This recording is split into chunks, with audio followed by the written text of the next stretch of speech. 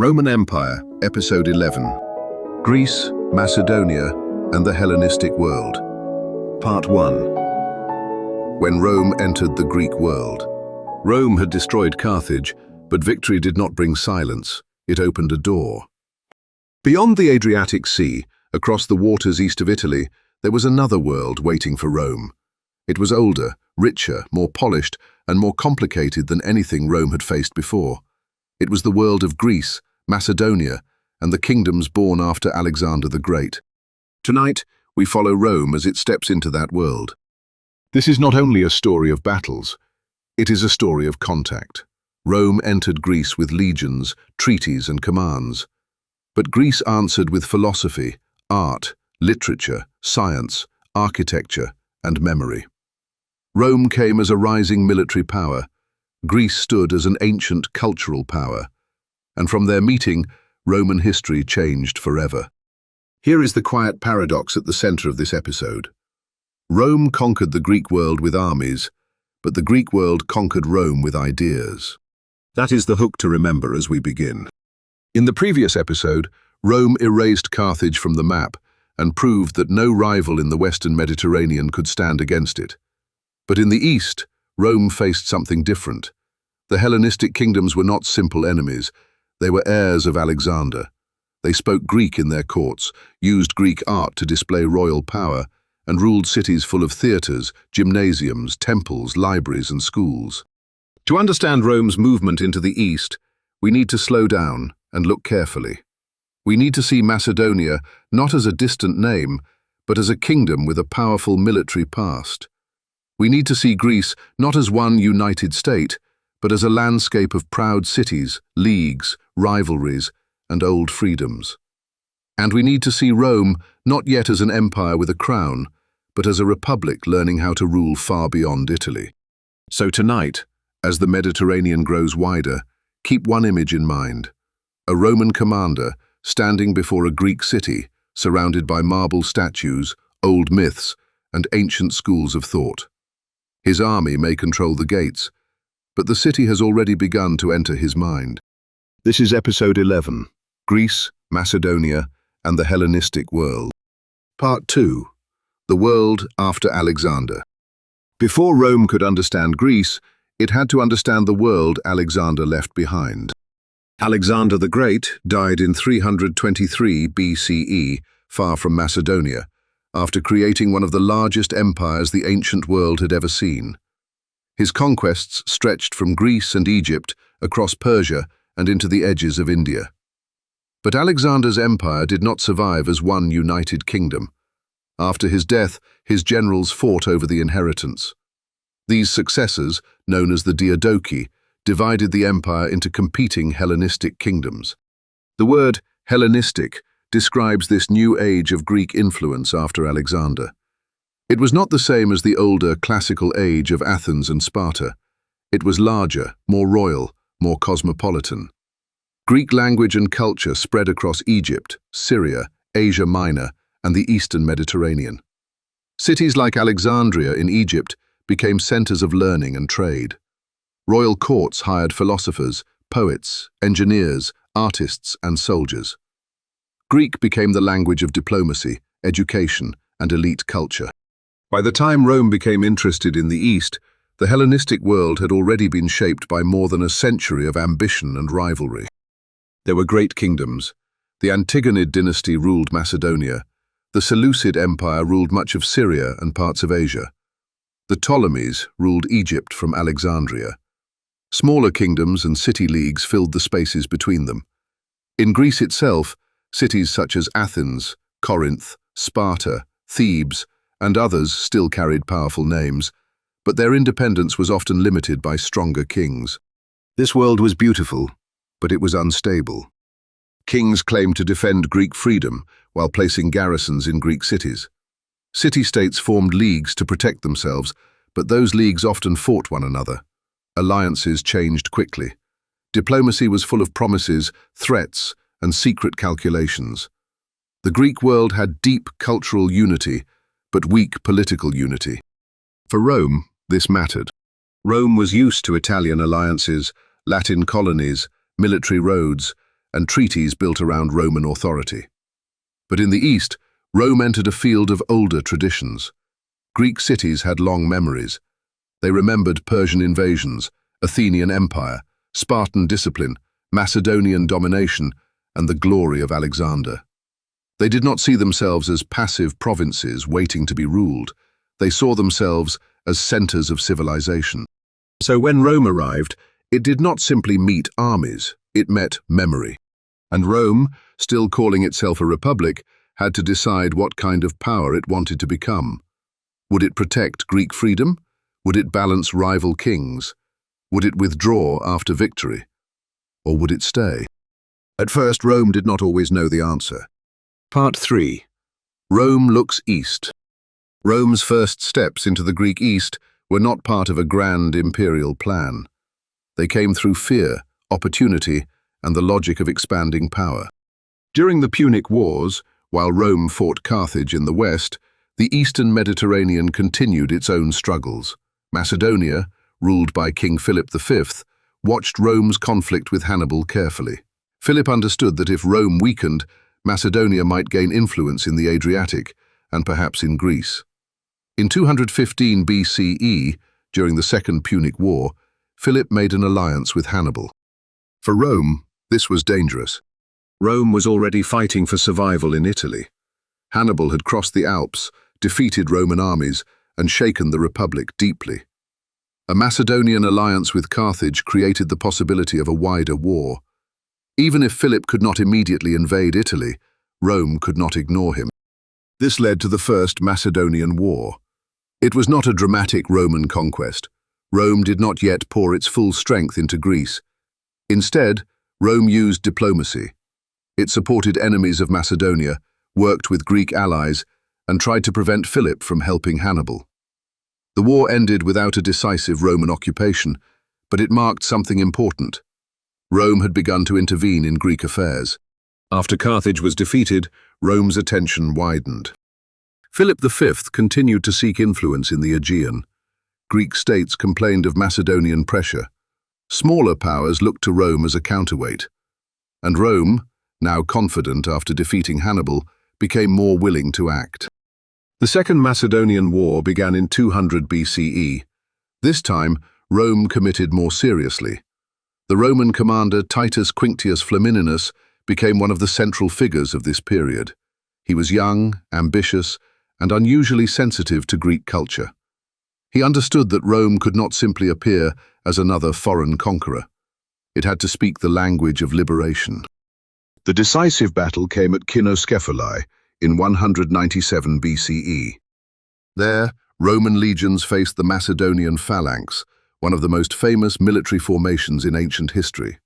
The phalanx, with its long sarissas and dense formation, had once helped make Macedonia dominant under Philip II and Alexander.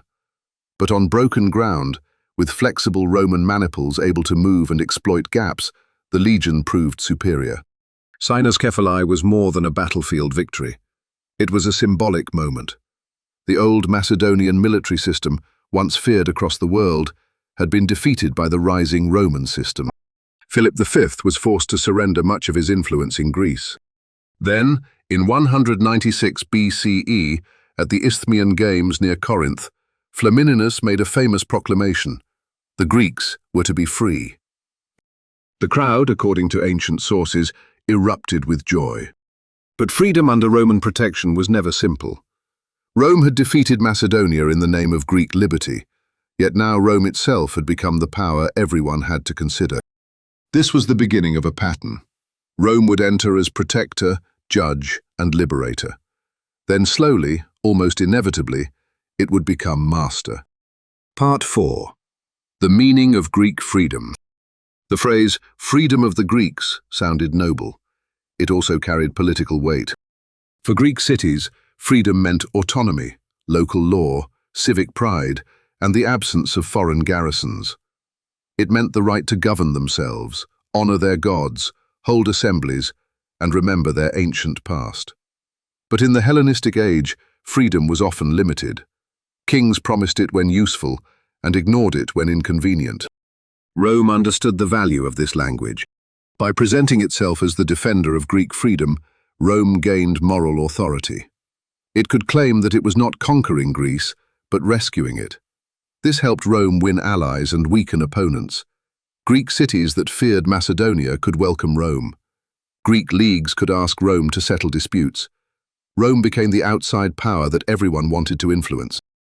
But this created a problem. If Rome was the protector of Greek freedom, then Rome had to keep returning. Every conflict became a possible invitation. Every local dispute could become a Roman matter. Every appeal to Rome increased Roman authority. Rome did not need to annex everything immediately. It could dominate through decisions. This is one of the most important lessons of Roman expansion. Empire does not always begin with a province. Sometimes it begins with arbitration. Rome became the judge. The Achaean League, the Aetolian League, Sparta, Athens, Corinth, and other Greek communities all operated within a diplomatic world increasingly shaped by Roman approval. Rome could recognize allies, punish enemies, demand hostages, impose settlements, and command withdrawals. Many Greeks admired Roman discipline. Some saw Rome as a useful protector against kings. Others feared that Rome's promises of liberty were becoming another form of control. The Eastern Mediterranean was beginning to learn that Roman friendship was powerful, but never equal. At the same time, Romans themselves were learning from Greece. Roman aristocrats encountered Greek art, literature, and philosophy more directly than ever before. They saw cities filled with statues, inscriptions, theatres, and temples. They met educated Greeks who could teach rhetoric, history, medicine, astronomy, and ethics. They saw a culture that had spent centuries thinking about politics, beauty, tragedy, citizenship, and the human soul. Some Romans admired this deeply. Others feared it. To conservative Romans, Greek luxury seemed dangerous. They worried that Greek culture would weaken old Roman discipline. They feared that young Roman nobles would prefer soft living, clever speech, and artistic refinement to farming, military service, and ancestral virtue. This tension would never disappear. Rome wanted Greek culture, but also wanted to remain Roman. It admired Greece, but also judged it. It collected Greek art, hired Greek teachers, read Greek texts, and copied Greek architecture, while still claiming that Roman seriousness and moral strength made Rome superior. This is why the meeting between Rome and Greece is so powerful. It was not simple imitation. It was a struggle over identity. Rome was becoming Mediterranean. But what would that do to the Roman Republic? Part 5. Antiochus III and the wider East. After Macedonia, Rome faced another great Hellenistic power, the Seleucid king Antiochus III. Antiochus ruled a vast kingdom centered in Syria, but his ambitions reached westward. He wanted to restore Seleucid power in Asia Minor and influence parts of Greece. To many Greeks, he appeared as another possible protector. To Rome, he appeared as another king trying to dominate the Eastern Mediterranean. The Aetolian League, disappointed with Rome after the Second Macedonian War, invited Antiochus into Greece. They hoped he could balance Roman influence. But this was a dangerous calculation. Rome did not accept Eastern kings crossing into Greece as if Rome's victories had meant nothing. War followed. Antiochus entered Greece, but his position was weaker than his ambitions. Roman forces defeated him at Thermopylae in 191 BCE. The name Thermopylae carried old historical weight, recalling the Spartan stand against Persia centuries earlier. But this time, the result was not heroic resistance to an Eastern empire. It was Rome pushing an Eastern king out of Greece. The conflict then moved into Asia Minor. In 190 BCE, Roman forces and their allies defeated Antiochus at the Battle of Magnesia. This victory was enormous. It showed that Rome could project power far beyond Italy, beyond Greece, and into the heart of Hellenistic politics. The settlement that followed forced Antiochus to give up territories in Asia Minor, pay a heavy indemnity, surrender elephants and ships, and accept limits on his power. Rome did not yet directly rule the Eastern Mediterranean in a modern imperial sense, but it had become the decisive power. This is crucial. Rome could defeat great kings, then decide who received land, who lost influence, and who counted as a friend of the Roman people. Rome was becoming the referee of kingdoms. The old Hellenistic balance of power was breaking. Macedonia had been humbled. The Seleucid kingdom had been checked. Egypt remained important but watched carefully. Pergamum and Rhodes gained rewards as Roman allies. Greek cities continued to speak of freedom, but the shadow of Rome grew longer. This expansion also changed Roman politics at home.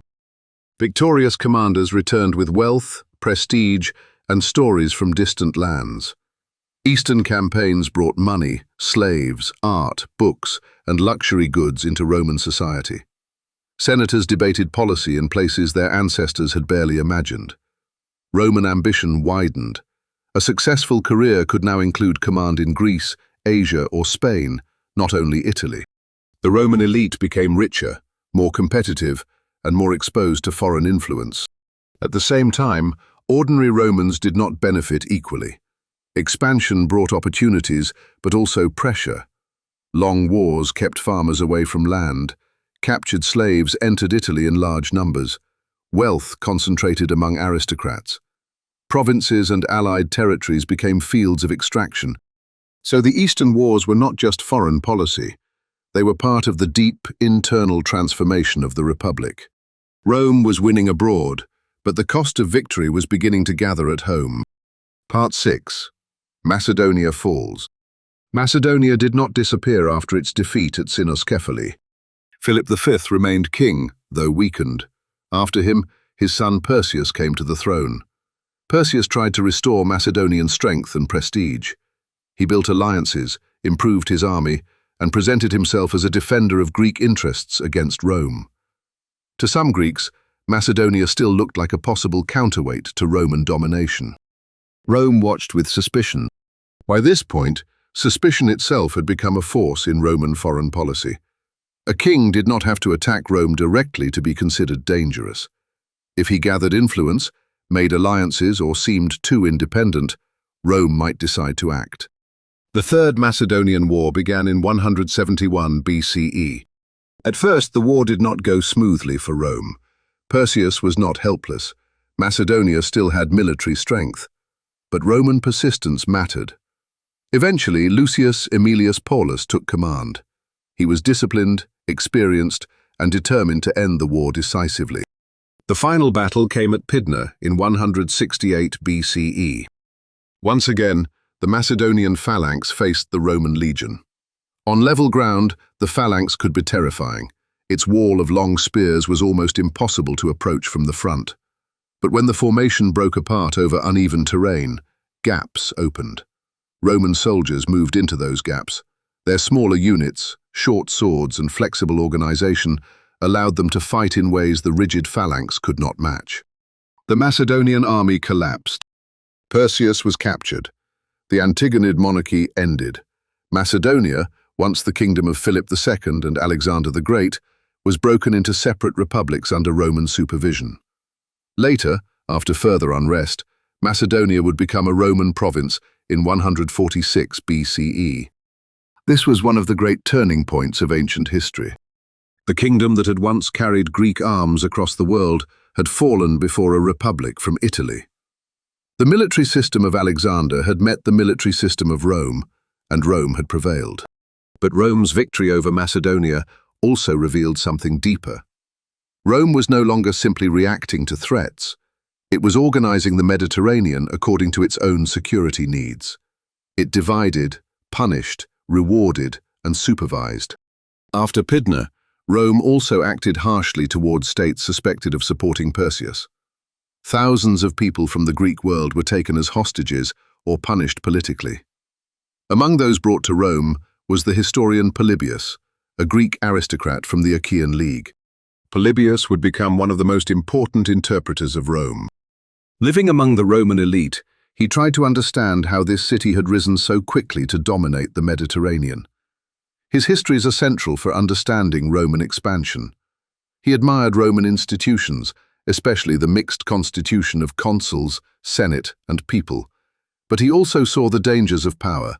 Polybius is a perfect figure for this episode. He was Greek, but he explained Rome. He was a hostage, but also an observer. Through him, the worlds of Greece and Rome began to speak to one another in historical language. Again, the hook returns quietly. Rome conquered Greek armies, but Greek minds helped explain Rome to itself. Part 7. Corinth and the End of Greek Independence. The year 146 BCE stands like a dark marker in Mediterranean history. In the west, Rome destroyed Carthage.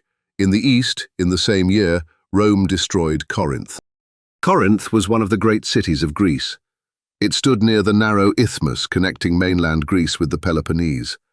Its location made it wealthy and strategic. It had a long history, strong commercial life, and deep symbolic value. The conflict that led to Corinth's destruction grew from tensions between Rome and the Achaean League. The Achaean League was a federation of Greek cities, especially in the Peloponnese. It had once been useful to Rome against Macedonia, but after Rome became dominant, its independence became increasingly fragile. Roman demands and Greek resistance collided. Some Greek leaders believed Rome could be challenged, or at least pressured, but the balance of power was no longer equal. The Roman commander Lucius Mummius defeated the Achaean forces, entered Corinth, and destroyed the city. The destruction of Corinth shocked the Greek world.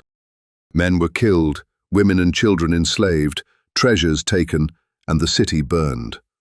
Roman soldiers carried off works of art, some without fully understanding their value. Ancient writers later remarked on Roman ignorance and greed, but also on the scale of the cultural transfer. Greek masterpieces began to decorate Roman houses, temples, and public spaces. The same year that Carthage vanished, Greek independence also effectively ended. This parallel matters. Carthage represented Rome's great Western rival. Corinth represented the final collapse of organized Greek resistance. By 146 BCE, Rome had become the dominant power across the Mediterranean. The sea that had once connected many competing civilizations was increasingly becoming a Roman sphere. But domination did not mean cultural emptiness. After Corinth, Greek culture flowed even more powerfully into Rome. Captured art, enslaved scholars, teachers, doctors, philosophers, and craftsmen entered Roman society. Greek education became essential for ambitious Roman elites. A Roman noble who wanted to speak well, govern well, and think deeply often turned to Greek models. Rome's children learned Greek stories. Roman writers studied Greek genres. Roman architecture borrowed Greek forms. Roman gods were associated more closely with Greek gods. Jupiter and Zeus, Mars and Ares, Venus and Aphrodite, Minerva and Athena became linked in Roman imagination. This did not erase Roman identity. Instead, it created a blended elite culture. Rome remained Roman in law, military organization, family structure, political ambition, and public discipline. But it became increasingly Greek in education, art, literature, and philosophy. The conquered world entered the conqueror's home. That is why Greece's fall is not only a story of defeat, it is also a story of survival through influence. Greek cities lost political freedom, but Greek culture became part of the language of Roman power. Part 8. How Greece changed Rome. To understand Rome after the Eastern Wars, we need to see that conquest changed the conqueror.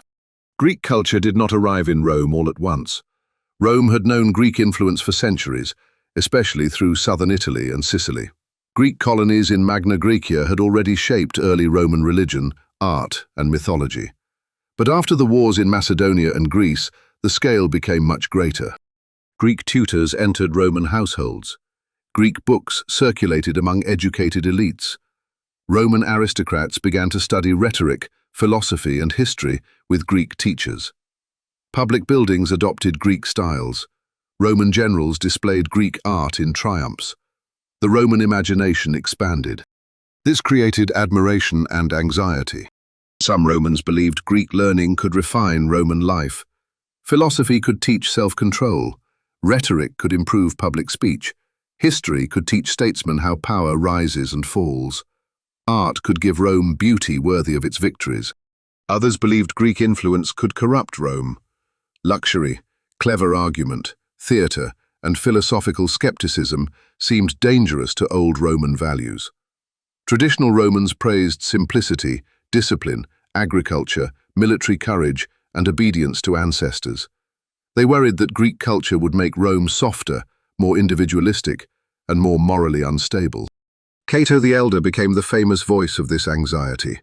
He defended old Roman customs and criticized excessive Greek influence, even while Rome continued absorbing it. His position shows the contradiction clearly. Rome could not ignore Greek culture, but it feared what admiration might do to its soul. This debate would shape Roman history for generations. Later Roman writers such as Virgil, Horace, Cicero, Livy, and others would all work in a world deeply marked by Greek models. Roman literature would not simply copy Greece, but it would constantly speak with it. Roman philosophy would draw from Stoicism, Epicureanism, Platonism, and other Greek traditions. Roman art would use Greek forms to express Roman power. Even Roman emperors would present themselves through Greek cultural language. Hadrian, centuries later, would love Greek culture openly. Marcus Aurelius would write his private philosophical reflections in Greek. The eastern half of the Roman world would remain Greek-speaking for centuries. So episode 11 is not a side story, it is central. Without Greece, Rome would still have armies, roads, laws, and institutions. But Roman civilization as we remember it would be incomplete. The Rome that shaped later Europe, Christianity, law, literature, architecture, education, and political thought, was a Rome transformed by Greece. Rome gave the Mediterranean a political structure. Greece gave Rome much of its intellectual and artistic vocabulary. Together, they formed a Greco-Roman world. And that world would outlive both the Roman Republic and the Western Roman Empire itself. Part 9. Conclusion. Rome conquers, Greece endures. Now we return to the hook. Rome conquered the Greek world with armies, but the Greek world conquered Rome with ideas. At first, Rome entered the East as a cautious power. It feared Macedonian alliances. It wanted to stop kings from threatening its security. It spoke of Greek freedom and acted as a protector. But victory changed everything. After Cynoscephalae, Magnesia, Pydna, and Corinth, Rome no longer stood outside the Hellenistic world. It stood above it. Macedonia fell.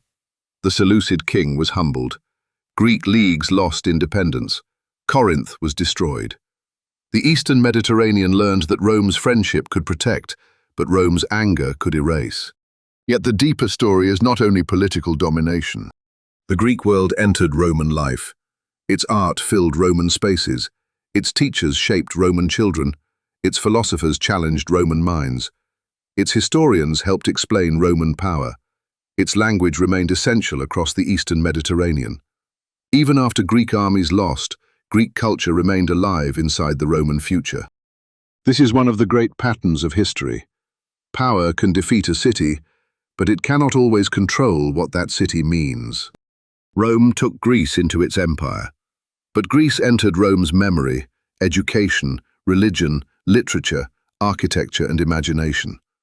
The result was not simply Roman victory, it was the birth of a wider civilization. And here, the Roman Republic begins to change in ways that will become dangerous. The wars overseas bring wealth. Wealth brings competition. Competition brings corruption.